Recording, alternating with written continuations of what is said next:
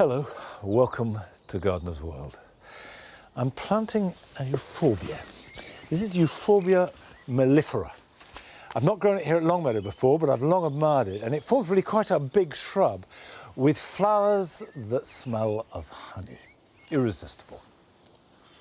It does need a really sunny site, well-drained, sometimes rather poor soil, and is a little tender, so it needs to be protected.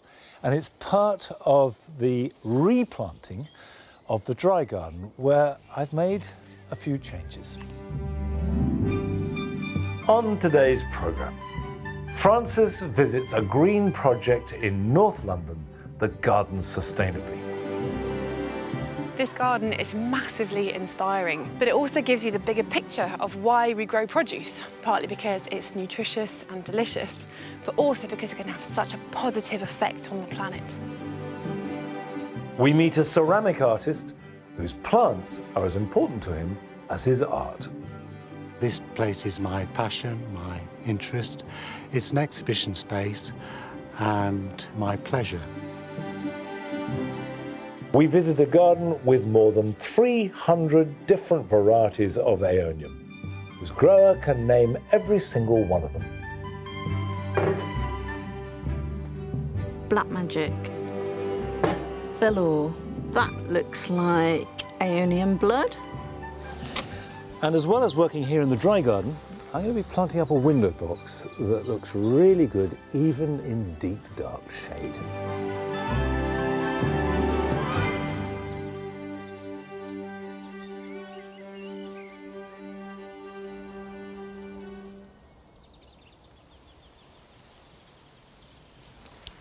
That euphorbia is part of the revamping of the dry garden.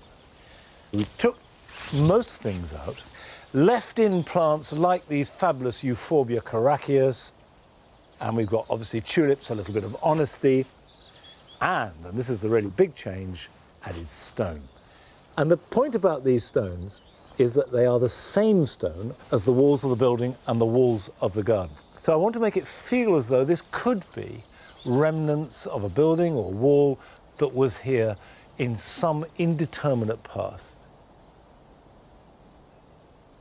But the garden itself and the planting is very specialised because this is now going to be a Mediterranean garden rather than just dry. And when you're talking about Mediterranean planting, remember that's not just the Mediterranean geographical region. It also includes plants from Australasia, it includes plants from South Africa, California and Chile. And that gives a wide range of plants, but they all share the same characteristic.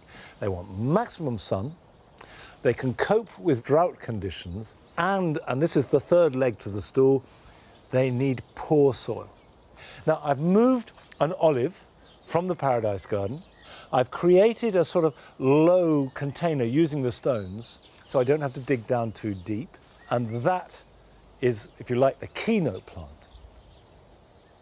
Now, a lot of the plants are recycled.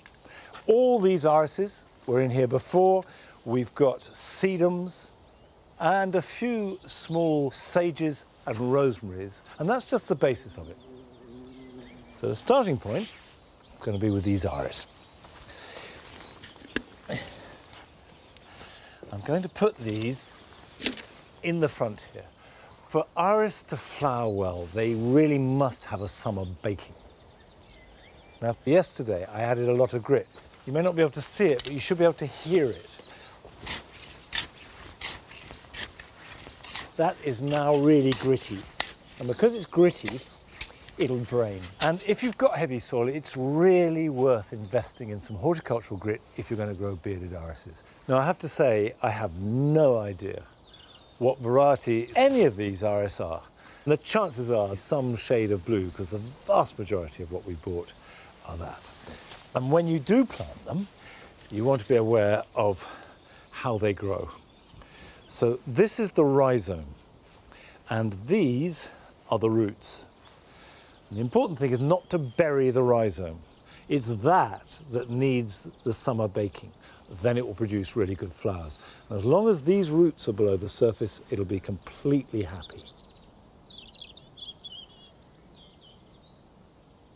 Simply make a slight trench and direct the rhizome at the sun, like that. So it's barely in the ground. The roots are just anchoring, and that will do fine. Now, there's no need to cut the leaves back.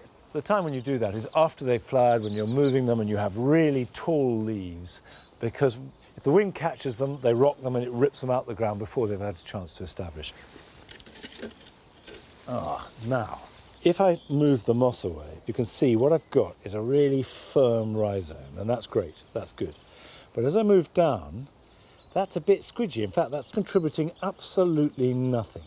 So what I can do before I plant it is just cut it off.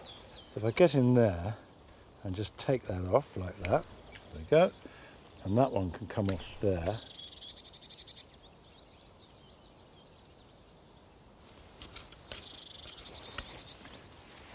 There we go.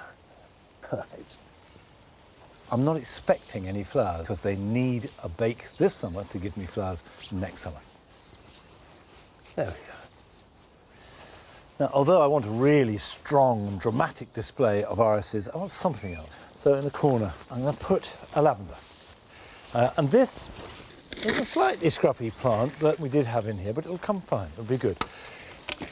And I'll just dig a hole in there.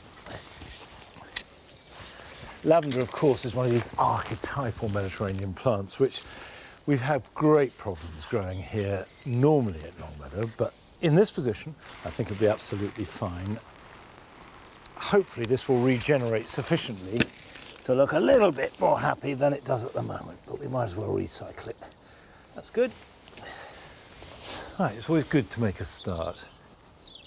Now, it's time to join Francis, who last summer went to London to visit a garden which not only produces fine food, but does so paying the greatest care and attention to looking after the environment. Tucked away in a corner of Highgate, North London, is Onved Gardens, a beautifully cultivated urban green space that feels like a wondrous secret garden. It's truly inspiring. The garden team here are passionate about plant research, trialling different useful plants and their cultivation methods, all for a growing population and sustainable future, and informing us gardeners about what we should be growing at home or on our allotments.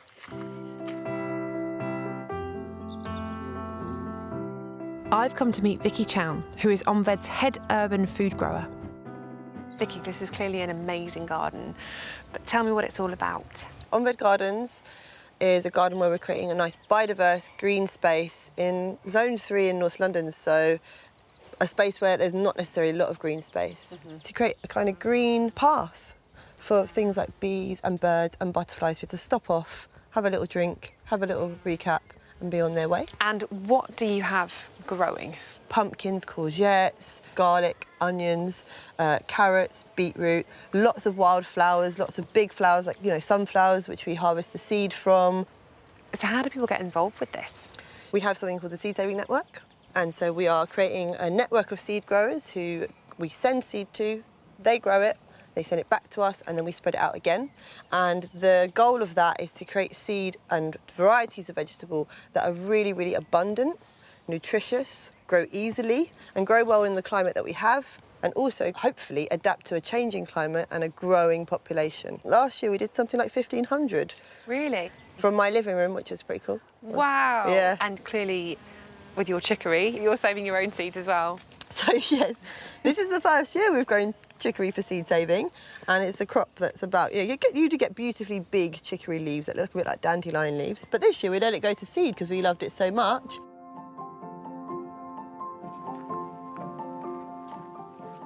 You're growing clearly a squash. Turk's turban squash. It's a heritage variety, and it's our first year growing it, but so far, really so good. And we've got peas growing here. This is carlin. These are going over a bit now, so a bit yellow, but they fix nitrogen in the soil. We've got pumpkins, which are heavy feeders, but also give lovely ground cover to stop the evaporation. And then some edible flowers down here. This is Caribbean crush nasturtiums. Can I try one? Yes, of course you can. I love a nasturtium. And they're kind of good as a replacement for lettuce, aren't they? Because they grow all through the season, whereas lettuce, I mean, 2 months and then it's ready and then it's gone. Exactly. Whereas this, you can harvest it from young and it will just keep growing and growing all the way through the summer. So good. A bit like rocket, but more succulent almost. Also incredibly high in nutrients.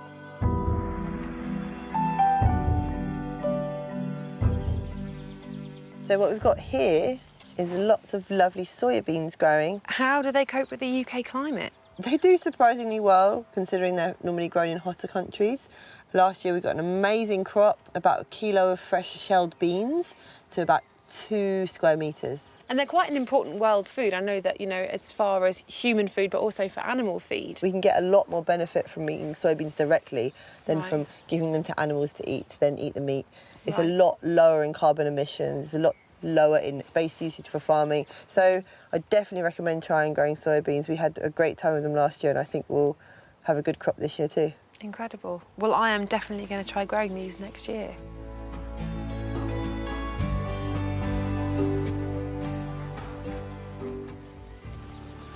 So what is our plan here, Vicky?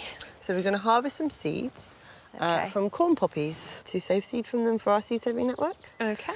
We're just going to cut off the stems of the very, very dry poppy seed heads. They're quite teeny tiny. And then empty them into this jar. And are there lots of good uses for poppies? You can put them in bread, biscuits, cakes. I love a lemon drizzle with poppy seeds. So good. But also they make really, really good face scrubs. Oh, really? Because corn poppies are really tiny seeds compared to other poppies.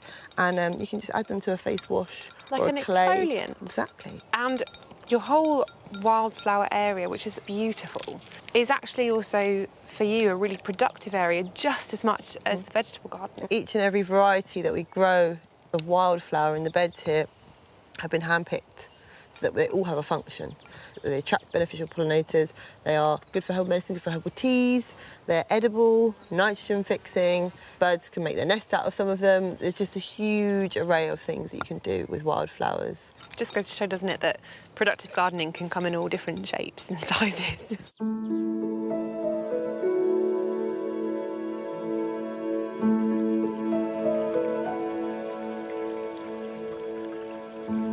This garden is massively inspiring, but it also gives you the bigger picture of why we grow produce, partly because it's nutritious and delicious, but also because it can have such a positive effect on the planet.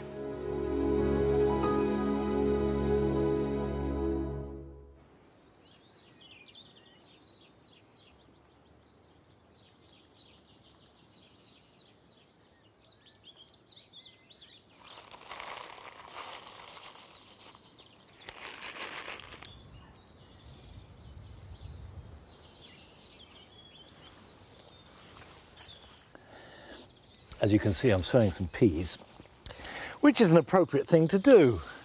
Inspired by that visit to North London, and also today, you may not know, is Earth Day. And the idea is to make everybody aware of the importance of the environment. And if we expect the earth to look after us, which we do from food, then we have to look after it. Growing any veg in your garden is a very good idea. Now, this is a variety called Hurst Green Shaft, which is a tall, old-fashioned pea. But the important thing is choose your variety. There are lots of different varieties of peas, but I always grow them the same way. So that's in a very, very shallow trench. I put 3 across on this, but 2 will do. And you need to leave enough room between the rows so you can get at them. So I'll cover those over. Just gently like that. And these are a crop that don't like to be dry and they don't like to be too hot. So don't let them dry out. And if we have a really hot summer, well, that's not good for peas, but chance would be a fine thing.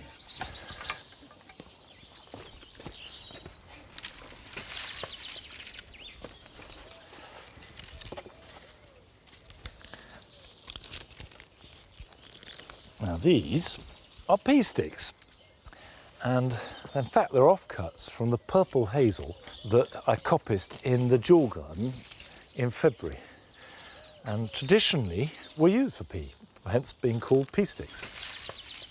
Peas do need a support, something to cling to, and because they're all twiggy and you put them in at a slight angle so they support each other, that is absolutely ideal, and I think looks great. It's something that I've done all my life.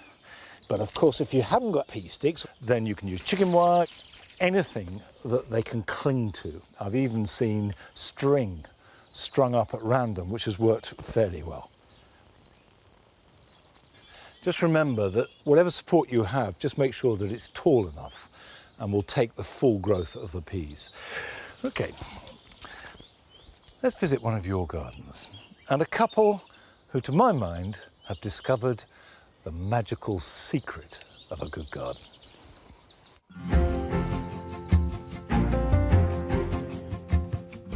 Hi, I'm Dave Hotchin. And hi, I'm Nikki, Dave's wife. And we'd like to show you our garden in Cornwall. So at the moment, a lot of what we're doing is just preparing things for hopefully some nice weather. I'd like to start by showing you the most favourite corner of my garden, the compost bin. And just look at the quality of the stuff. Oh. You can see Mr. Worm there doing his little bit, and oh, it just smells so earthy.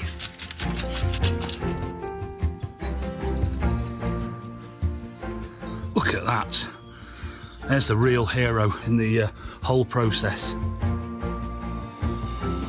So this is the sort of stuff we're left with, and as you can see, it's just fantastic, beautiful stuff, and can sometimes get a little bit cloggy. So if you want to add a little bit of grit, that's absolutely fine.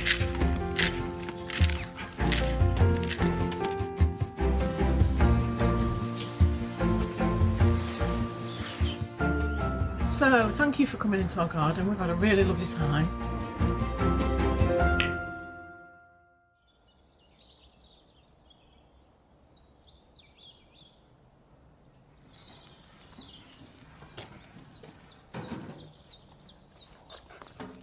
I have to say that I think Dave's evident enthusiasm and pleasure and skill as a compost maker seems to be a completely natural and obvious thing for a gardener to do. He's discovered that one essential element of a good garden, which is compost. Everybody should make it, and if they make it as well as him, they'll do really well. I've got some salvias here. This is Salvia amistad, and I've got Salvia garanetica there. And I've got various other salvias, which we grow here in the dual garden, but we have to lift and take in under cover in winter because the ones that we grow are more or less tender. But now I can start to plant them out. And if you are storing any plants at this time of year indoors to protect them over the winter months, try not to take them straight from a greenhouse or a conservatory or a porch straight outside into the garden. Let them adapt to the variations in temperature by just placing them somewhere sheltered for about a week and then plant them out, and you'll find that they take and they grow away much more successfully. Right, this is amistad. Amistad starts flowering in a good year, end of May, certainly June, and will go on flowering almost till November. So we'll pop that in the ground like that. And that salvia smell, they all have a particularly and very distinctive aroma, which I love. I'll firm that in. And I will cut this back now, because by cutting back, you will encourage side shoots and more vigorous growth, and that will carry the flowers. Now that will be fine, and I'd expect that to start flowering round about the beginning of June. Now, Gordon Cook is a potter. He's also a passionate gardener, and last summer he showed us around his garden. There are some similarities between being a ceramicist and a gardener. Putting a pot in the kiln is similar to putting a seed in the ground. It's a slow process. It takes time to develop the ideas, and you're waiting for the moment when you can reveal. This is my garden in South Manchester, where I've lived for 35 years. This place is my passion, my interest. It's an exhibition space and my pleasure. Well, garden design is about vistas and it's about arrival point. It's about slowing action, the action of the person walking through the space. And if you lower the area, it immediately increases the sense of enclosure. So it makes a semi-arrival place. And then the eye is drawn forward through a vista to various areas of the garden. The garden's full of focal points, the most dramatic of which is this obelisk, which is meant to pull you through the space. The plants in a garden obviously are random, loose, and by their nature, floppy. So it's good to have something that's stable. You can't get much more stable than a cone, always the same, whereas everything around it is changing and is of a transient nature by its very nature.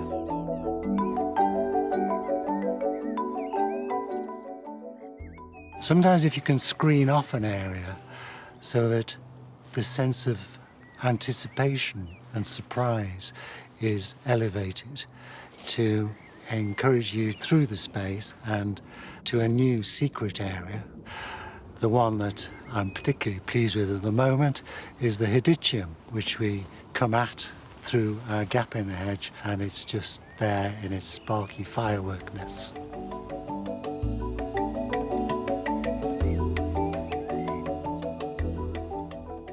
This is my situtary. We made it to face the setting sun, and we first formed an arch out of plywood onto which we placed lots of recycled pieces, gifts, bits of pebble mosaics which I'd made. We had pockets of different planting spaces above, different depths of soil which pleased different plants. It's quite a hostile place for plants. On the very top there's only this depth of soil, and this Cotula hispida is a really pleasing plant to see at eye level. So the deeper soils to the side allows me to grow even large shrubs and even small trees there. I feel enveloped in the space, surrounded by the arms that come round, and just hopeful that it's not going to fall down on me. It's been 30 years, so I think it's pretty safe now. I like to recycle and reuse wherever I can. This screen was made more recently and reuses bamboo canes from the garden, plastic tubes that were going to be thrown out, all cut to 100mm lengths and stacked up within this stout framework. It does actually sink from time to time, and I have to top it up because these are rotting very gently. Textures help the whole experience of a garden, and if there's a variety of textures, it helps the physical experience. Grasses add a lot of animation to a garden because they move so well. I like the softness they bring, and to counter that, I like spiky plants, so you get this edginess. If you can feel involved with the plants, it makes you feel grounded, and soft spaces surround you and envelop you.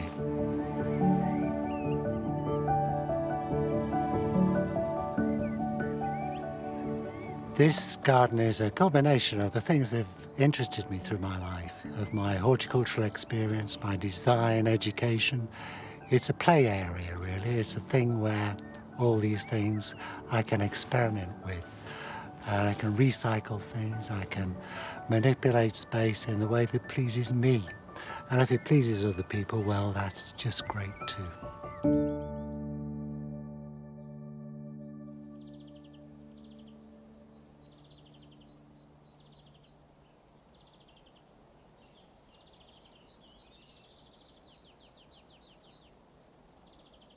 It's always fascinating to see the cross-fertilisation between two different crafts or arts. So you have Gordon's life as a potter and also his passion as a gardener coming together and clearly influencing each other in both directions. And I do so agree with him about vistas, actually in cones too. Longmeadow is built around 3 long vistas, and cones have sort of rather not forced their way into the garden, but they've worked their way into the garden. For example, these box cones, which I planted about 20 years ago, started life as box balls, and I wanted them to be box balls. But this particular type of box grows very vertically, and after a bit I gave up and said, okay, fine, we'll make you into cones, and they've been very happy ever since. But certainly the rhythm of these cones going down this long walk is an important break between the busyness of the cottage garden and the intensity of the dual garden. Now, still to come on today's programme. Adam goes back to basics with a masterclass in starting a garden from scratch. It does amaze me the amount of times people take on a garden and they don't test the soil. Hey, this soil is the answer to you having a great garden. And we meet a gardener with a collection of more than 1,000 aeoniums. A friend once said to me, I don't know what you see in those plants, they don't do anything. Well, they may look a little bit Dinosaurus plodicus, but they really are true chameleons. Over the space of a year, they change shape, colour, form. There is always something going on with them. Come on.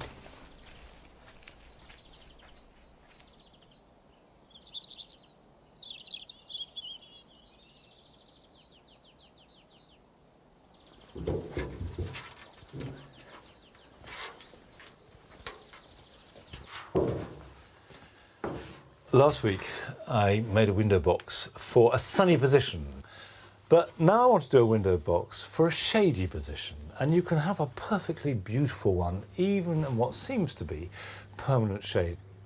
It doesn't matter where you put your window box, from what aspect it's facing, or indeed what it's made out of. It's really important it has good drainage.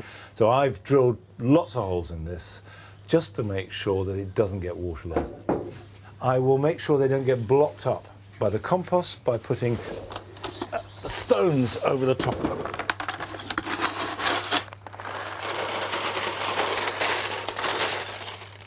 That will let the water through, but not the compost. The compost I'm using is peat-free with added perlite and actually a little bit of grit too. Just because it's shade doesn't mean to say that you don't need drainage. So I'm going to put that about half full, like that, and spread it out.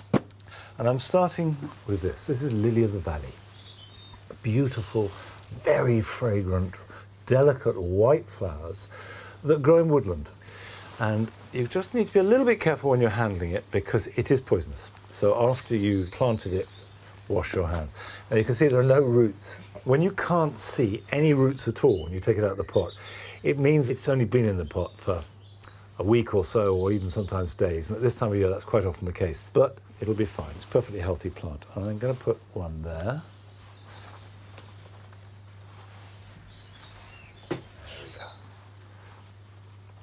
They won't grow a lot bigger than this, at most twice the size, but absolutely exquisite. And of course, used for bridal bouquets. I'm going to put a little bit more around them because they're the deepest plants. Next up, I've got ivy, and that will grow over and hang down. And of course, with window boxes, anything that cascades down looks really good. I've got another one here, and this has got nice delicate leaves, and that's going to spill over like that.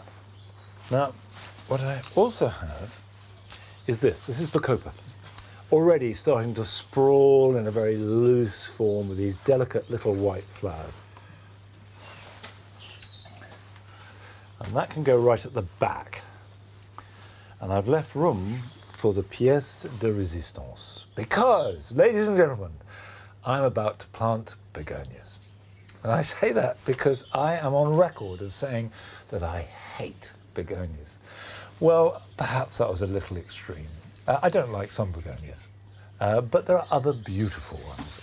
This is a trailing begonia called cascading white, a mass of white flowers in summer and into autumn. And I've got the tubers, and you can see they are extraordinary things because they're this sort of bundle of roots, and they have a very distinct dip or even hole in the top, and that is the top. That's how you know which way up to plant them. I need to put these in not too deep, and certainly no more than an inch. So what I can do is place that on the surface and then I'll cover it up. But they're not hardy. So if I want to keep it, I will have to lift them and keep them in a frost-free place. Cover that up. The very last thing I'm going to do is mulch it. I've got some bark chips here. Now, I want to keep this moist. So by putting some bark on the surface, that will stop the moisture evaporating out. Put that round there. With window boxes, water them when they're in situ, otherwise they are really heavy.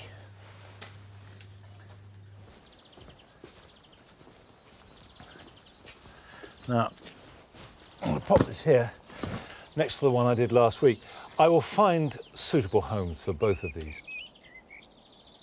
I'll tell you what I must do is wash my hands because I've been touching Lily of the Valley.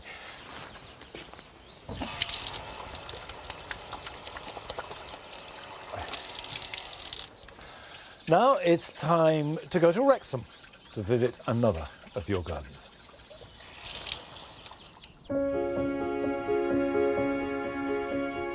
Hi there, I'm Katie. And I'm Chris. And this is our garden in North Wales. So we got the garden a few years ago, but it was only last year that we decided to make the most of it and take up all the concrete paving slabs that covered the entire space. We both work in conservation, so it was really important to us to make the garden as wildlife friendly as possible. When we moved in 3 years ago, it was completely covered over in concrete slabs. So we spent a long time removing the concrete slabs and putting in flower beds and this wonderful wildlife pond in the middle. And we're really pleased this year to have 2 frogs move in.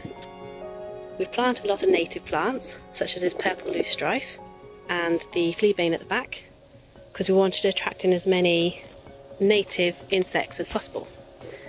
We also try to use recycled and reused materials wherever possible, such as these bricks and slabs. This is our mini green roof.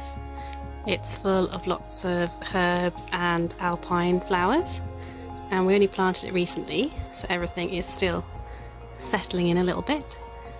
But we created this because previously we walked into the garden, we walked past our bins, so now instead we have this wonderful flower bed, and we made the whole thing out of recycled pallets. So this is our front garden, but in the middle we have this wonderful wildflower meadow. One of the reasons why we planted this wildflower meadow was because this used to be a parking space, but we thought we'd much rather have wildflowers rather than concrete. And although we seem to already have filled our small garden, there's always space for more, so the next thing for us is to plant these little guys. Bye. Thanks very much. Bye.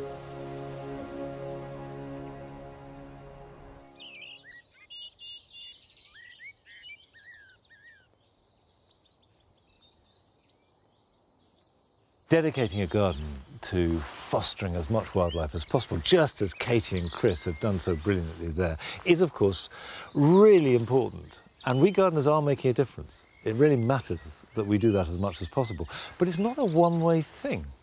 You get so much back. And I realise that birdsong in this garden is just as important as actually any of the planting. Just sitting and being surrounded by this rich music of birdsong never fails to delight.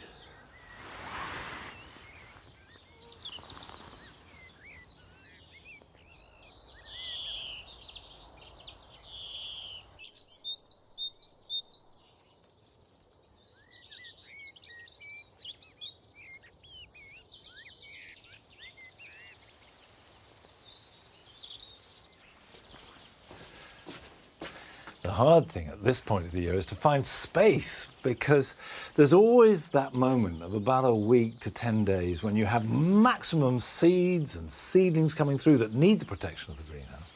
but also the tender plants that I stored here all winter, pelargoniums, cannas, that I daren't quite put out yet. However, it won't be long before I can get all these plants out, and then the garden can start to fill up. But now it's time to visit Adam at his home. And he's got some big news for us.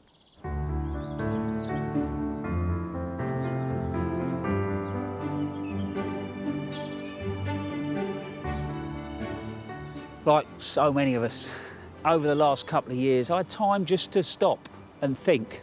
Probably in reality, first time since I was about 16 years old, and realised that my life was slightly chaotic. So as a family, we've decided just to scale back so I can spend more time with them. But it does mean I've got a smaller garden. But I don't think that's a bad thing. And what I want to do today is share it with you.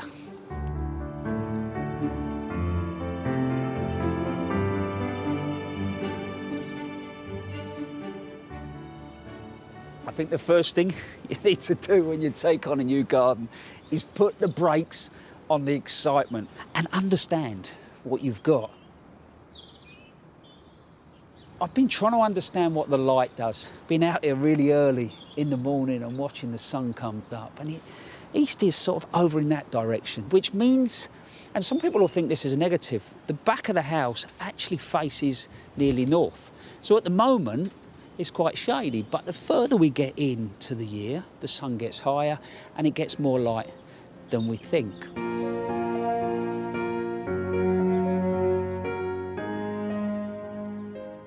The second thing I want to get my head round has been the soil. And I've already tested it. It does amaze me the amount of times people take on a garden and they don't test the soil. Hey, this soil is the answer to you having a great garden. I don't know if you can see that. It's a simple little kit from the garden centre. It's the darkest green, which straight away tells you the pH of that soil is very alkaline. I'm not one that will try and grow rhododendrons, you know, and things like that in this soil. I just won't. I will pick plants that I know are going to be happy. And if they're happy, you know, they sit well. After you've tested it like that, get your hands in. And straight away I can feel a little bit of silt, clay. There's some grit in there and there's some sand. You know, there'll be some life in here. So all I'll start to do is mulch and add more goodness to it. So normally I wouldn't do any planting, but I have here. The reason being is we're overlooked by a couple of houses. I don't want to put in big evergreens because that will start to make me feel enclosed. I think when you're thinking about designing your garden, you shouldn't stop at that. You should look at the gardens around you. And it might not be, you know, negative that you're overlooked. There'll be some positives. So here the positive is those big, lovely trees that sit in the distance there. So by me putting in some amelanchias and a couple of corners, you can see those trees really come into the space. And what'll happen as the season goes on, they'll come into leaf and provide privacy. So I have done a little bit.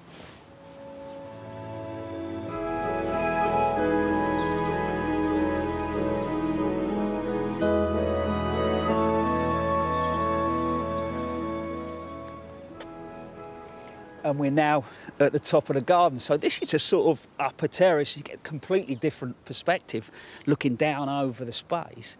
I've opened it up, I've taken a shrub out here, but it's shouting at me, create a gravel garden. So I've containerised some of the plants from the old house, but the drainage is going to be good because ultimately we're so much higher.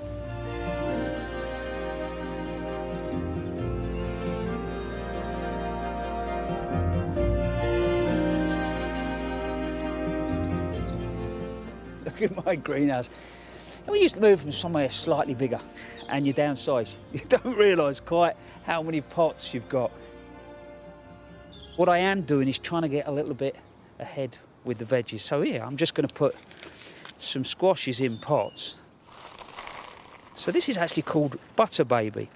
Quite a compact squash, about the size of my hand. So I made holes about 3 centimetres deep. So now, just fill over those holes. The compost that I'm using is a peat-free seed compost.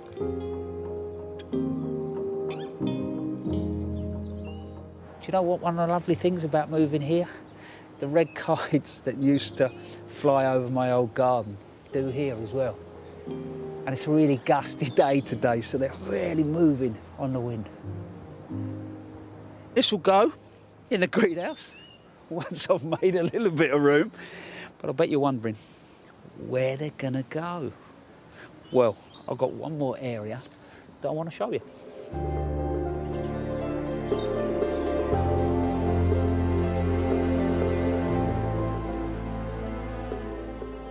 There we go. This is my front garden. And interestingly, I've come around here and feel slightly more exposed. We're on a road, so you've got that noise. So what I've decided to do here is make it into a veg garden. So yeah, I'm going to spend an awful lot of time in here growing for the family. And I know you've got to use your imagination because it is a little like a building site at the moment. These timber edges are going to sit all the way around this large veg bed. But what's lovely here, I said to you, around the other side, the sun comes up over there and disappears at the moment 4 or 5 o'clock in the afternoon. So this really gets warm.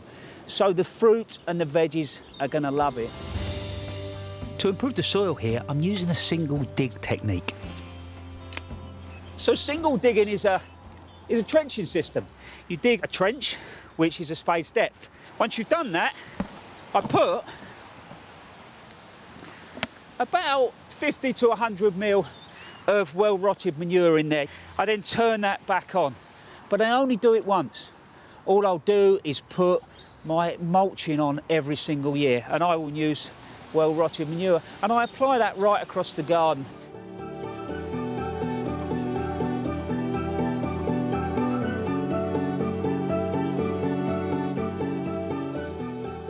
So, it is only early days in this garden. As you can imagine, my head is buzzing with ideas. The veg garden I've started, and I think the first thing I want to do over the next couple of months is go and visit other veg gardens, get some inspiration, bring some of those ideas home. Here, just about slowing down, see what comes out of the ground, and then we can work out how we move forward. But I can tell you one thing, it's going to be rather exciting.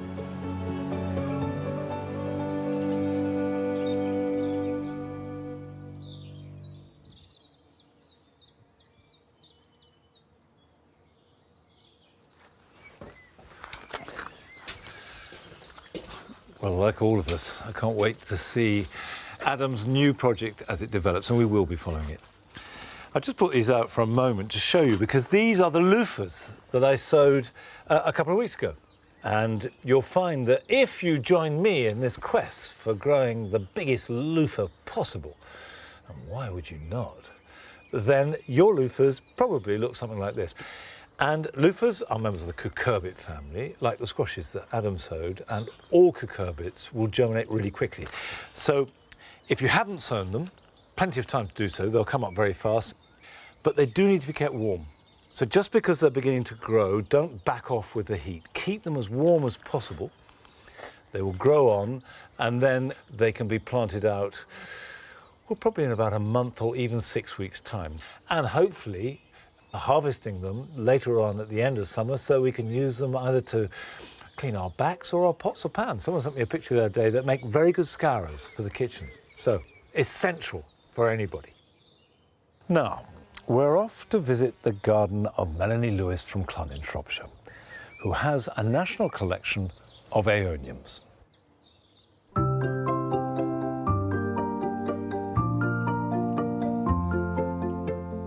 In the 1980s, a friend found one on a compost heap, and so I was presented with this plant, and I didn't know what it was.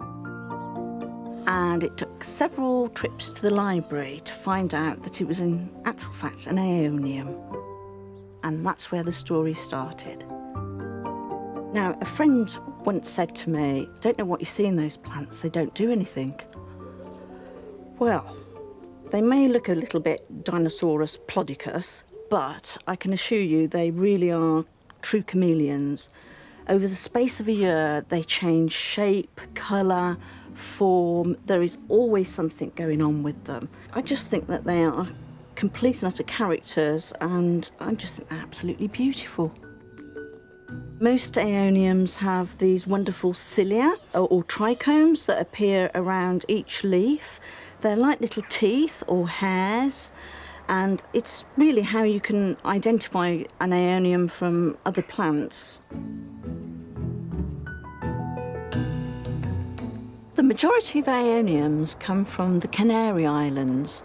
Every single Canary Island, with the exception of Fuerteventura, has its own species. It's really interesting. They've adapted to each niche environment, and had Darwin stopped off at the Canary Islands instead of going all the way down to the Galapagos Islands, he probably would have come up with the same theory of evolution and needing to bother travelling all that way down there.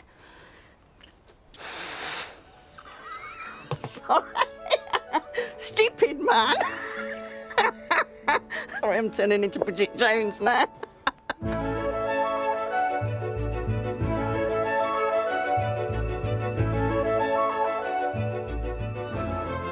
They really like to be out all summer long, but you really do need to watch the weather. So as soon as the frosts are over, I start bringing them out. I've got a huge amount of plants, and each plant has to be checked and looked over. I have to make sure that they haven't got any pests or diseases, and that takes me about a month. Come autumn and there's a threat of frost again, back into the conservatory they go. I've got 2 greenhouses, a porch, and anywhere else I can shoehorn them in. How many aeoniums have you got? Ooh, probably about 300 different varieties and about 1,000 plants. Can you name them all? I think so. Black Magic. Velour. That looks like Aeonium blood. Gordonii. Now, this is one of my favourites. This is what we call an arboreum. So this is like a little tree, and it has many rosettes on little arms. And when this flowers, its flower will come out of the rosette. And once that has flowered, that particular branch will then die. Here we have an aeonium which is just about to go into flower. You can see this was once the rosette down here, but out from the middle of the rosette has come this flowering spike, what we call an inflorescence. And it's absolutely covered in these little tight buds at the moment, which will open out into a little star-shaped flower. And each flower will be pollinated by bees or butterflies, and in their own habitat, also a little gecko would come along and it would scurry around, and the pollen and the seed gets stuck to its feet, and then it gets broadcast that way. Luau, Scarlet, Merry Maiden, Cross Merry Donnell, Mandracorium. Sorry, pretty wrong. Is that going to be on camera? Hope not.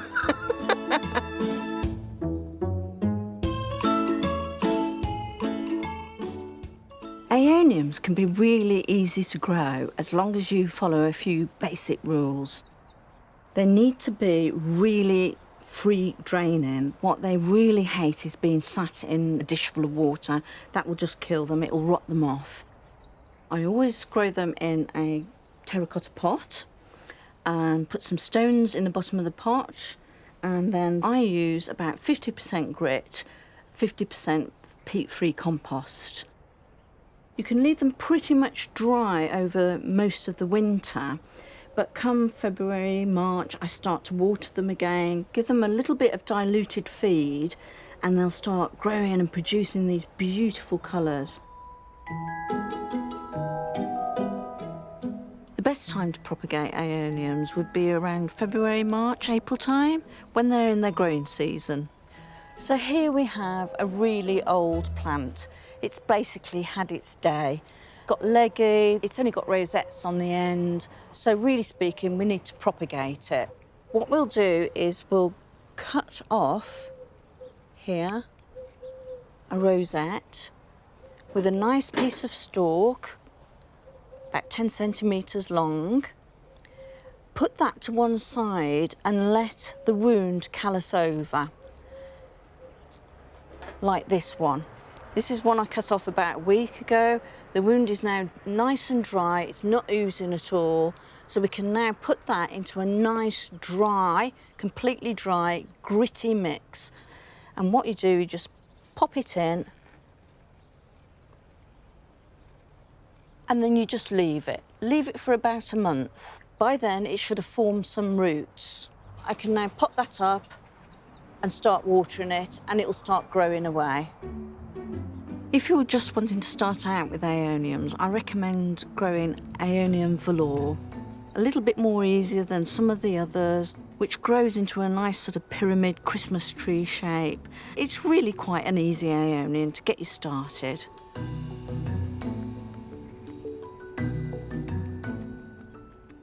This is Aeonium Sweet Treats Cornetto. This aeonium comes from California. It's quite possibly the only one in the UK, but I could be wrong. But anyway, it has these beautiful long leaves with really pronounced cilia, purple fading into green, and lots of little babies that come around the edge of the main rosette on the top there. It's an absolute corker. Cornish tribute, Appenditiculatum, pseudotabliform, Herense. Let me put it on the table.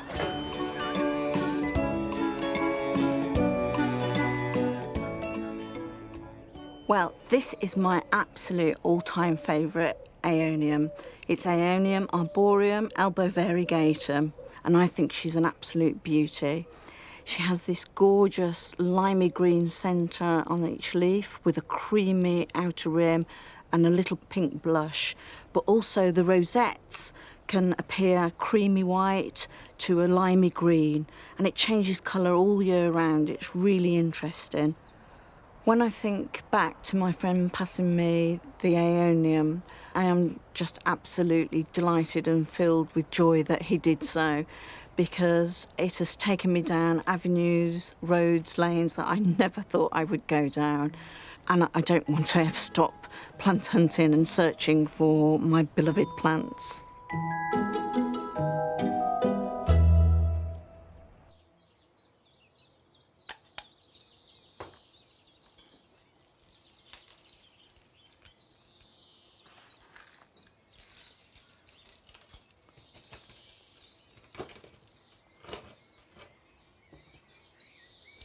Well, I certainly don't think that aeoniums are Dinosaurus ploticus, and they give me a lot of pleasure. I'm actually repotting, not aeoniums, but a similar succulent. These are echeveras, and they come from the other side of the world, whereas aeoniums come from the Canary Islands. These come from the deserts of southern USA and Central America. But they're succulents, and they behave in much the same way. They like really good drainage. Got a mix here that is 50% grit at least. Now, these are desert plants, so the quickest way to harm them, just like aeoniums, is overwatering. If in doubt, just simply don't water, because they don't feed off water from the roots. They take up water from the roots, store it in the leaves, and then draw upon it as they need it. So as long as the leaves are not drooping and are pumped up and fleshy, then they've got all the water they need, even if the soil is absolutely bone dry. Now, these are not hardy, so they do need protection against frost and too much rain. So I'll put these out maybe in a week's time, maybe 2 weeks, depending on the weather. And then they can stay out all summer and come back into here round about to the middle to the end of October. So that can go there. And we've got one more. Well, this big one, I'll see if I can salvage this. How about that? That's going to sit like this.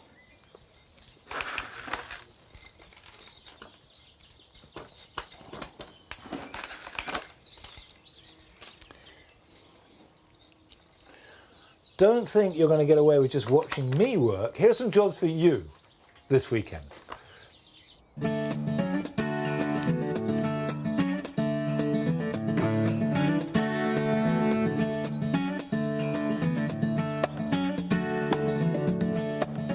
Penstemons should be left unpruned over winter to provide protection against the wet and the cold. But now we've reached spring, they should be cut back, and do this hard, removing all last year's growth to the ground, and they will quickly be replaced by new shoots that will carry this year's flowers.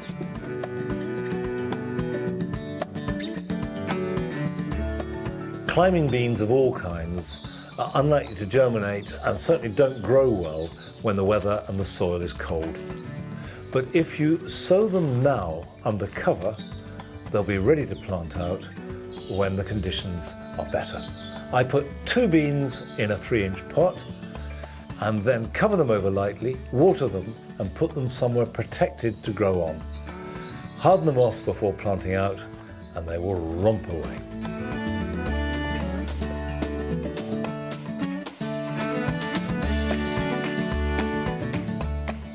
If you've been storing daily tubers over winter, now is the time to take them out.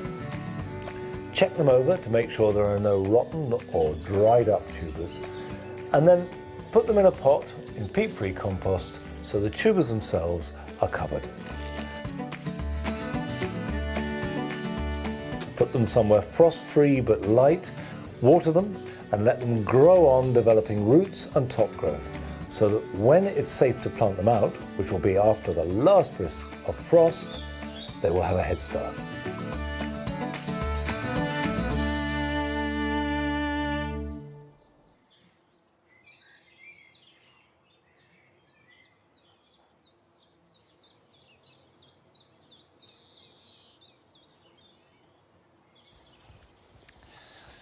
I think the tulips here in the orchard are probably at their best.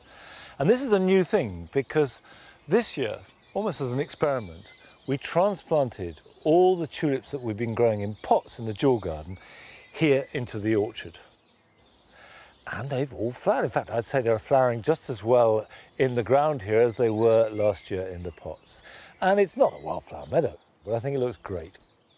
And I'm going to repeat it again this year and build up the stock of bright jewel-coloured tulips for a few weeks at the end of April and beginning of May. But that's it for this week. And next week, we're on at the later time of 9 o'clock. So I'll see you here at Longmeadow next Friday at 9 p.m. Till then, bye-bye.